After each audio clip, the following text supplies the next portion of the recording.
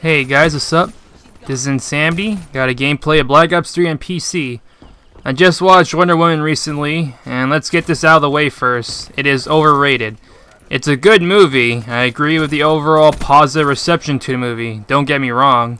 But Wonder Woman is like Doctor Strange in that it has high ratings simply because it's being compared to the other movies within its universe, and in the comparisons, emphasis is placed on how different it is to the other movies on certain key aspects. For Doctor Strange, it was the visuals and the formal introduction of the supernatural side of things in the Marvel Universe. Marvel movies have generally been derided for bland cinematography and visuals. Doctor Strange brought in the idea of parallel universes and different dimensions, and the original comics had psychedelic visuals, so they went ooh, ah, over Doctor Strange, inspired the movie being an origin story with a lot of derivative elements. In the case of Wonder Woman, it's, look, a female leading superhero movie, directed by a female, and look how refreshingly positive and non-cynical this movie is, especially when compared to Man of Steel and Batman v Superman. Suicide Squad doesn't really help matters either, but yeah. The first point is clearly the main draw of Wonder Woman, given that the world had to suffer through Elektra and Catwoman before they could finally get a legitimately well done female superhero movie for once. And having the first good female superhero movie made by an actual female is going to give the movie huge props, regardless of the movie being an origin story. For a second point, it is obviously a clear shot at the previous movies in the DCEU, movies that critics didn't like, and moviegoers are heavily divided by. Suddenly, in comes this movie that is the complete opposite of those two movies, opposite of those previous three movies, and now the DCEU has its first critically well-received movie, but it doesn't quite dispel certain fan concerns that critics have it out for Zack Snyder, if not DC movies in general. It's kind of funny, given that Zack Snyder still produced Wonder Woman, cast Gal Gadot as Wonder Woman in the first place, has a story credit on Wonder Woman, and the action scenes make liberal use of slow motion, which Zack Snyder is very fond of. His influence can still be felt, even if he isn't the director of Wonder Woman. That being said, again, it must be stressed that I find Wonder Woman to be a good movie that deserves its praise, but some of that praise is simply overblown. Like Doctor Strange, I give it a 7 to 8 out of 10. Although the movie is an origin story, there's still a very compelling narrative surrounding Wonder Woman. She starts the movie all naive and idealistic, with a black and white centered point of view, willing to do everything and anything she can to save the world.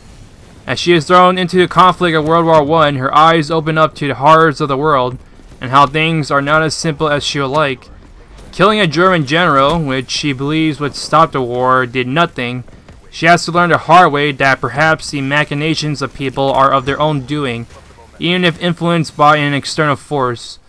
Indeed, Ares, the actual villain of the movie, quote-unquote spoiler alert, says he might have given people ideas, but he never forces them to act upon it. The fact that humans are personally willing to commit terrible acts hits Diana very hard. She is almost convinced by Ares and willing to give up on humanity, if not for the fact that people like Steve and his band of men are perfect examples of people who wish to do the right thing and are good people themselves. She then reaffirms her idealistic stance, while no longer being naive to the horrors of mankind, continuing to side with humans in spite of their flaws, ending with the line, "Love is the only thing that can save the world," or something along those lines. In essence, this is basically the ideal setup for a modern Superman movie.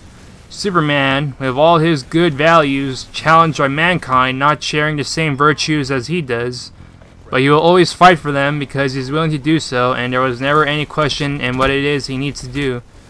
Perhaps this is what Zack Snyder intended to do for Superman's story arc with Man of Steel and Batman v Superman, show how unfriendly the world is to Superman, so that his decision to truly be Superman and help save other people no matter what is a decision he makes on his own, derived from a more firm foundation of core values built up over the films that make up and define Superman. But it's amusing, since Wonder Woman essentially does all that in exactly one film. Sure, Diana has the advantage in that she grew up in an isolated but friendly environment compared to Superman being thrown into the world of mankind completely unprepared. But even in his early years, Superman was already Supermaning. He saved a bus full of kids, and when he tells his dad, what was I supposed to do then, let them drown? It's obvious that the idea of letting kids drown has never occurred to him. He already had the foundation of Superman since the beginning, but he has been constantly doubting himself in the years to come, and it's not helped by having contradictory things told to him from both of his fathers. And it also means that his core values don't build up and solidify themselves. Still, the approach to Diana in Wonder Woman appears to be the story arc they were going for Superman. This is Wonder Woman, idealistic and naive, but now after witnessing the horrors of mankind, will still stubbornly cling to her ideals and side with mankind regardless. Justice League will probably be where Superman does the exact same. This is Superman, willing to fight for mankind no matter how much they condemn and hate him. If Man of Steel was executed in a manner similar to Wonder Woman, perhaps it would have been better received. Anyway, despite the strong narrative, since the movie is an origin story, there are familiar story beats.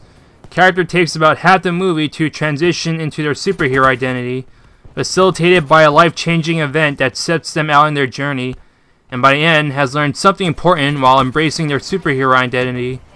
I still try to avoid holding the origin aspects against any movie that features an origin story, simply because origin stories have been played out already. But it's for this reason that I think Wonder Woman is just only a good movie in the same way Doctor Strange is. My pros of the movie are Wonder Woman and Steve Trailer being strong and compelling characters, the earnest and whimsical nature of the movie while still having pretty serious and emotional stuff at points, the humor being situational based instead of having comic relief characters or deliberate gags aside from Diana's fish out of the water tendencies. Also, there's no humor undercutting tense or serious moments, but there is a fair bit of cheesiness that occasionally does that instead. And there's also some pretty good action scenes that, if they didn't abuse slow-mo all the time, they would have been a real treat to see.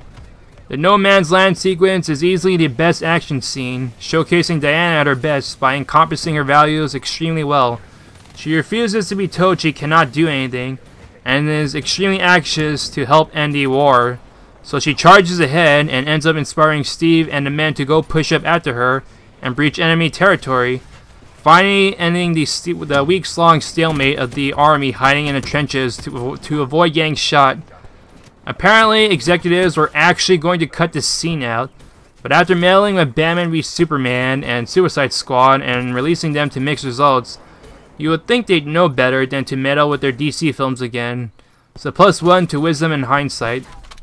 My cons of the movie are the twists, which weren't difficult to see coming, the final battle, which went Dragon Ball Z again like Man of Steel's, but unlike Man of Steel's final battle, it looks and feels far more cartoonish, whereas the one in Man of Steel's was a really serious situation, and the abuse of slow motion throughout the movie and action scenes as well, which, when combined with some dodgy CGI doubles, makes the action lose some of its luster.